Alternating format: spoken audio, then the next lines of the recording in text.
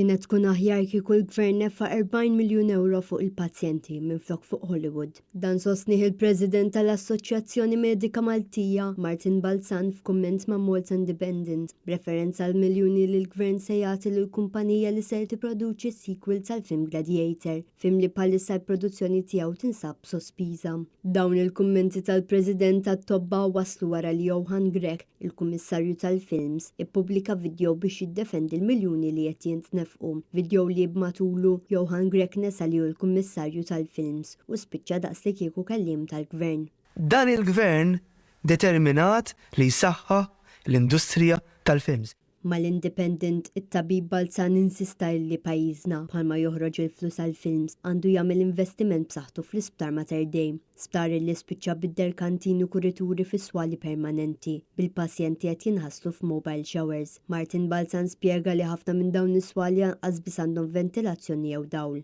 Sitwazzjoni li mhux waħda xierqa għal pazjenti li jiġu rikoverati f'Mater Dei. It-tabib Balzan spjega kif is-settur tas-saħħa dejjem minn żmien ta' kriżi u fl-isptar hemm 6 swali li suppost jintużaw għal żminijiet ta' kriżi biss, iżda issa qegħdin jintużaw il-ħin kollu minkejja li mhumiex swali xierqa. Fl-intervista Martin Balzan irrefera wkoll għal fatt li l-Gvern tajjar mal-400 miljun euro għal ftehim tal-Vitals u Steward, ftehim li minnu s-settur tas-saħħa ma gwadanja xejn. Mal-Independent kellem ukoll il-President tal-MUMN Paul Patch illi rrefera n-nuqqas ta' riżorsi f'Mater Dei u semma wkoll kif għal xejn il-Gvern ikabbar l-isptar meta hemm nuqqas ta' ħaddiema. Dan fil-waqt li insista li hemm bżonn li l-ftehim li ddaħħal fis-seħħ bejn il-Gvern u l-MUMN jimxi l-qudiem sabiex jinkoraġġixxi l-infermiera fil-professjoni u jinkoraġġixxi li żgħażagħ jidħlu f'din il-professjoni.